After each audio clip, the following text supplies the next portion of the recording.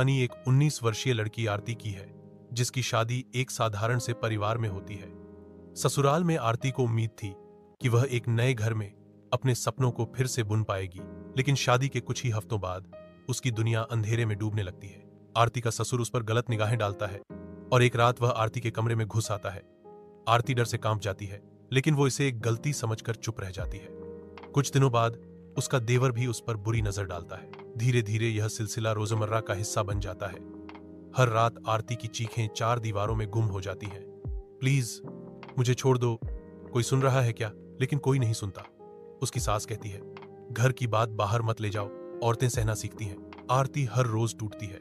उसके चेहरे पर मुस्कान मर चुकी है, आंखों में बस आंसू हैं। वो अकेली होती है, चुप्पी की कैदी। एक दिन आरती पड़ोस की एक महिला से मिलती है जो घरेलू हिंसा से बच निकली होती है। वह आरती को महिला हेल्पलाइन नंबर देती है।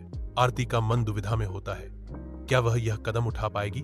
और फिर एक रात जब उसका देवर उसके कमरे में आता है, आरती एक पत्थर से उस पर वार कर देती है। वह रोती हुई घर से भागती है, सीधे पुलिस स्टेशन जाती है। आरती पर दर्ज कराती है। ससुर और देवर को गिरफ्तार किया जाता है। कोर्ट में केस चलता है। पड़ोस में और भी कई लड़कियां सामने आती हैं। आरती की आवाज एक आंदोलन बन जाती है। 2 साल बाद आरती अब एक महिला सहायता केंद्र में काम करती है। वह रोज दूसरी पीड़ित महिलाओं से कहती है, मैं टूटी थी, लेकिन अब हर उस लड़की की आवाज बनूंगी जो कभी चुप रही थी। तुम भी बोलो, तुम्हारी चुप्पी नहीं, तुम्हारी चीख तुम्हारी ताकत है। अंतिम संदेश, अगर आप घरेलू या यौन हिंसा से पीड़ित हैं, चुप मत रहिए, बोलिए, शिकायत कीजिए और अपनी जिंदगी वापस पाइए।